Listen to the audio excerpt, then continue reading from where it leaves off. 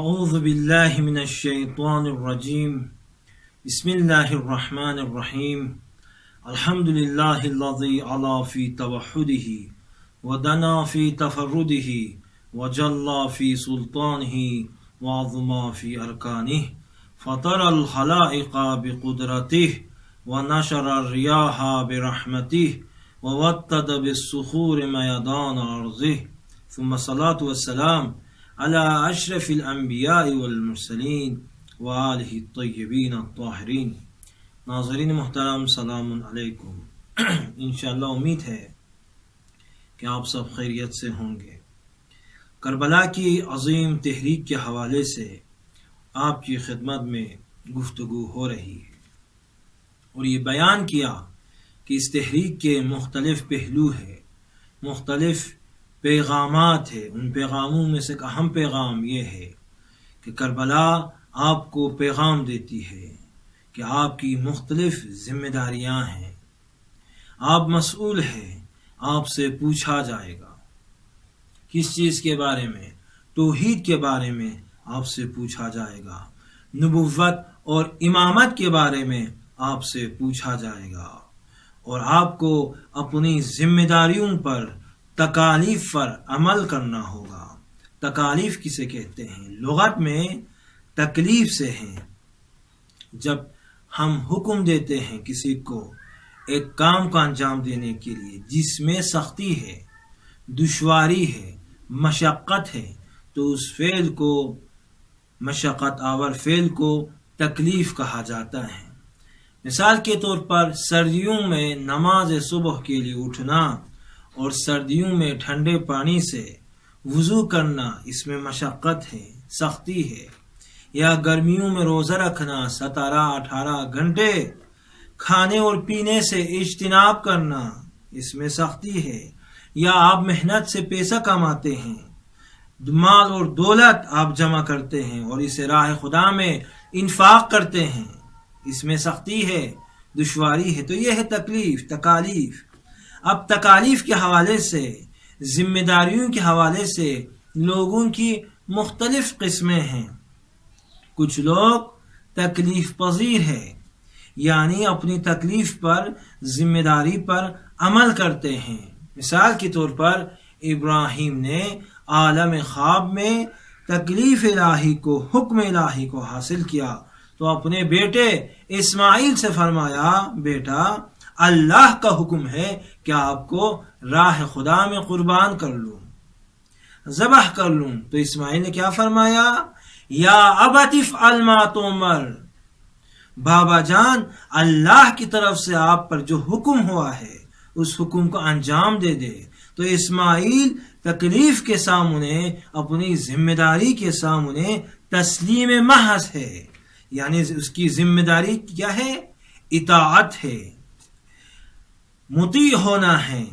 تو اس نے قبول کر لیا اور اپنی ذمہ داری پر عمل کر لیا، بہانہ پیش نہیں کیا میں جوان ہوں، میں زندہ رہنا چاہتا ہوں، بلکہ تسلیم محض ہے۔ آپ کربلا میں دیکھیں، حضرت قاسم کے بارے میں ہے روایت میں، وَلَمْ يَزَلِ الْغُلَامُ يُقَبِّلُ يَدَيْهِ وَرِجْلَيْهِ وَيَسْأَلُهُ الْإِذْنَ حَتَّى أَذِنَ لَهُ۔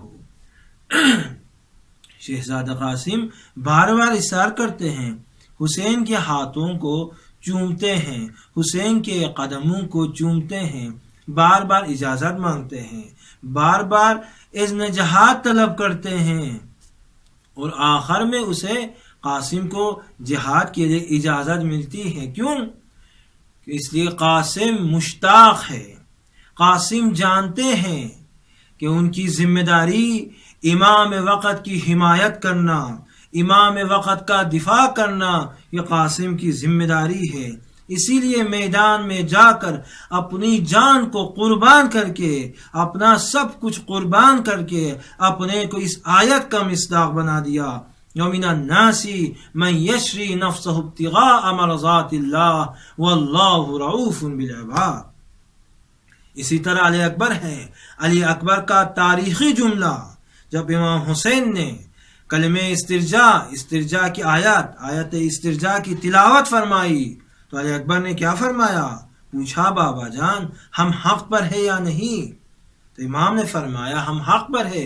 تو علی اکبر نے اس وقت اپنا تاریخی جملہ ارشاد فرمایا، بابا جان اگر ہم حق پر ہے تو کیا فرق پڑتا ہے موت ہم پر آ پڑے یا ہم موت پر جا پڑے۔ تو موت کا کوئی خوف نہیں ہے، اپنی ذمہ داری پر عمل کر رہے ہیں۔ اور زہیر ابن قین کا یہ خوبصورت جملہ جب امام نے فرمایا میں نے آپ کو اجازت دے دی، جو جانا چاہتے ہیں شب عاشور کو، امام نے فرمایا جو یہاں سے جانا چاہتے ہیں وہ جا سکتے ہیں، تو زہیر ابن قین نے یہ خوبصورت جملہ فرمایا وَلَوْ كَانَتِ الدُّنْيَا لَنَا بَاقِيَةً، اگر یہ دنیا ہمیشہ کے لیے باقی ہوتی اور دنیا کی زندگی اگر ابدی ہوتی، وَكُنَّا فِيهَا مُخَلَّدِينَ، اور اگر ہم ہمیشہ کے لیے دنیا میں ہوتے، تب بھی لَآثَرْنَا مَا کا، تب بھی آپ کی حمایت کے لیے، آپ کی نصرت کے لیے یہ زہیر ابن قین اپنی جان کو آپ پر نثار کرنے کے لیے تیار ہے۔ یہ زہیر کا خوبصورت جملہ ہے۔ تو اصحاب حسین نے اپنی ذمہ داری کو سمجھ لیا، اسی لیے کہا مولا اگر 1000 مرتبہ 70 مرتبہ ہمیں قتل کیا جائیں، قتل کرنے کے بعد دوبارہ زندہ کر دیا جائیں، تب بھی اپنی جان کو آپ پر نچھاور کرنے کے لیے ہم تیار ہیں۔ تو ان کا مستحکم ایمان ہے، اپنے ذمہ داریوں کو سمجھنے کے بعد ذمہ داریوں پر عمل کر رہے ہیں۔ تو ایک گروہ یہ ہے کہ ذمہ داری کے سامنے، تکلیف کے سامنے خاضع ہیں، قبول کرتے ہیں۔ دوسرا گروہ اپنی ذمہ داری پر عمل نہیں کرتے ہیں۔ تو ایسے لوگ بھی ہیں ذمہ داری کو، تکلیف کو قبول نہیں کرتے ہیں، جسے تکلیف گریز کہتے ہیں، یعنی میدان کو چھوڑنے والے۔ مثال کے طور پر کربلا کے میدان میں عبداللہ بن حوزہ جو عمر سعد کے لشکر میں سے تھا، وہ آگے بڑھا اور امام حسین کی شان میں اس نے گستاخی کی، کچھ نازیبہ الفاظ زبان پر جاری کیے۔ تو امام حسین نے اس کے لیے بد دعا کی، تو اسے غصہ آیا، لگام فرس کو پکڑ لیا اور فرس کو، گھوڑے کو دوڑایا، امام کی طرف حملہ کیا۔ تو راستے میں اس کا پیر جو ہے رکاب میں پھنس گیا، وہ زمین پہ گر گیا۔ اب گھوڑا دوڑ رہا ہے اور اس کے پیر اور پاؤں لٹکے ہوئے ہیں، بدن زمین پر بار بار لگ رہا ہے۔ کچھ لمحات میں ان کے دونوں پاؤں ٹوٹ گئے اور راستے میں اس کی جان چلی گئی۔ اب مسروق ابن وائل اس منظر کو دیکھ رہا ہے، اس نے امام کی بد دعا کا اثر، امام کے اعجاز کو دیکھا، اسی لیے میدان چھوڑ کر وہ چلے گئے۔ کسی نے پوچھا آپ کہاں جاتے ہو؟ تو مسروق کہتا ہے میں نے ایک عجیب منظر دیکھا ہے، امام کی بد دعا کا اثر، میں نے اس منظر کو دیکھا ہے۔ لیکن امام کی حقانیت کو دیکھنے کے بعد اس نے امام کے ساتھ نہیں دیا۔ اس کی ذمہ داری یہ تھی کہ امام کی اطاعت کرے، امام کی نصرت کرنا ان کی ذمہ داری تھی، لیکن اس ذمہ داری کو چھوڑ کر وہ چلے گئے۔ تو کچھ لوگ یہ ہیں تکلیف گریز ہے، میدان چھوڑ کر چلے جاتے ہیں، تکلیف پر، ذمہ داری پر عمل نہیں کرتے ہیں۔ اب تیسرا گروہ وہ کون ہے؟ نہ صرف تکلیف کو، اپنی ذمہ داری کو قبول نہیں کرتے ہیں، بلکہ ذمہ داری کے خلاف کیا ہے قدم اٹھاتے ہیں، ذمہ داری کی مخالفت کرتے ہیں، دشمنی کرتے ہیں۔ خوارج کے بارے میں ہے، یہ خوارج امیر المومنین کی بات کو نہیں سنتے تھے، نعوذ باللہ امیر المومنین کو کافر کہتے تھے، اور امیر المومنین نے فرمایا میں ان کا امام نہیں ہوں، یہ میری بات کو نہیں سنتے ہیں، میری اطاعت نہیں کرتے، بلکہ برعکس علی کو حکم دیتے ہیں یہ کرنا ہے یہ نہیں کرنا ہے، برعکس حکم چلاتے ہیں۔ آپ دیکھیں سورہ منافقون کس کے بارے میں ہے؟ عبداللہ ابن ابی کے بارے میں ہے۔ اس نے کیا کیا؟ لشکر اسلام پر ایک ضربت لگائی۔ وہ کیسے؟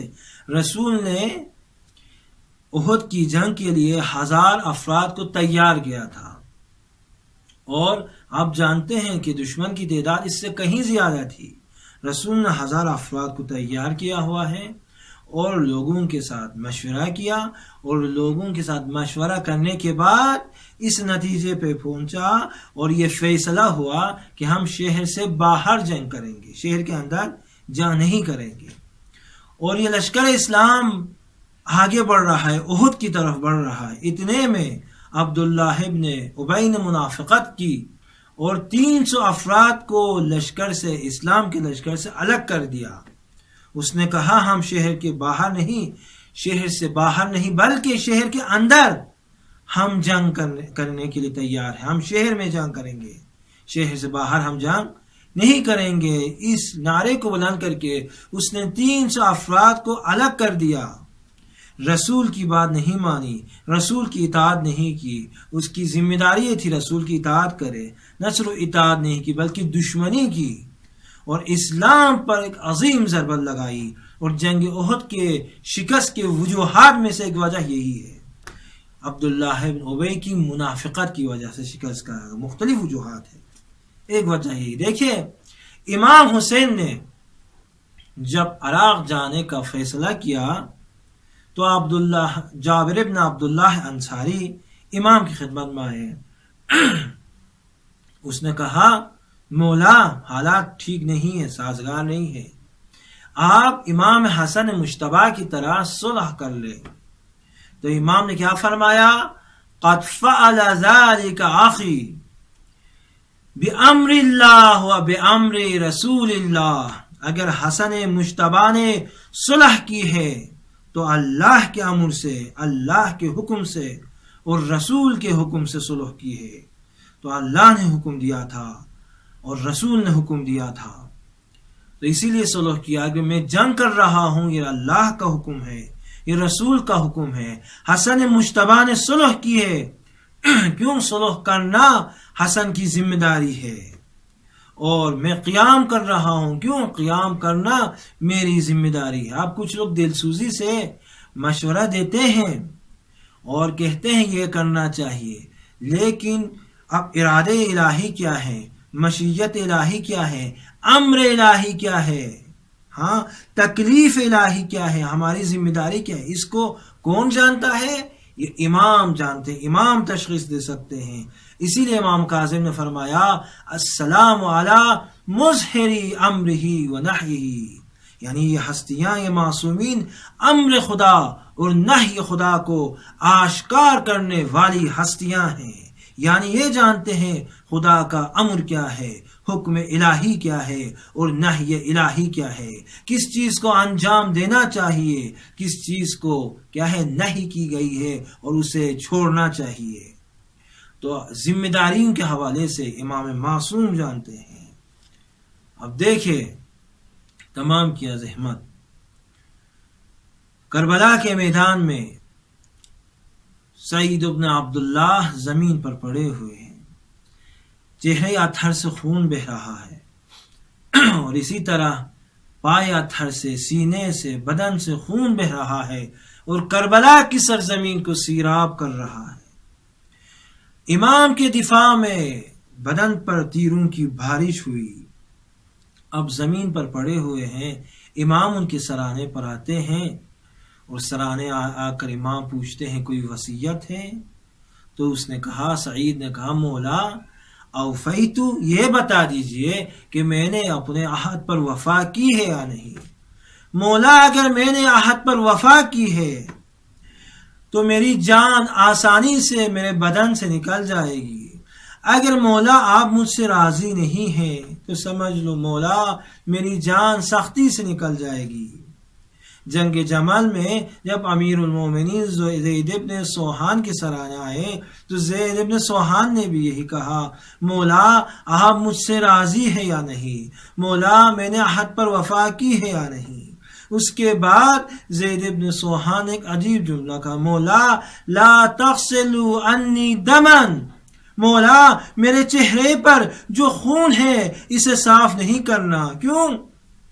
میں اس خون کو لے کر عالم محشر میں جاؤں گا اور عالم محشر میں اعلان کروں گا، اے لوگوں مجھے دیکھے، میں علی کا چاہنے والا ہوں، میں علی کا حامی ہوں، میں نے علی کا دفاع کیا ہے، اور یہ اعلان کروں گا، اے لوگوں اگر تمہیں یقین نہیں آتا تو میرے چہرے پر دیکھے، میرے چہرے پر جو خون ہے یہ شہادت دیتا ہے کہ میں نے علی کا دفاع کیا ہے اور میں نے علی کی حمایت کی ہے۔ تو ہماری مختلف ذمہ داریاں ہیں، ان میں سے ایک عظیم ذمہ داری امامت کی نصرت ہے، امامت کی حمایت ہے اور امامت کی اطاعت ہے۔ اس سے زیادہ آپ کو زحمت دینا نہیں چاہتا ہوں۔ بارگاہ الہی میں دعا گو ہے، پروردگارا ہمیں اہل بیت کی سیرت پر چلنے کی توفیق عطا فرما۔ والسلام علیکم ورحمۃ اللہ وبرکاتہ۔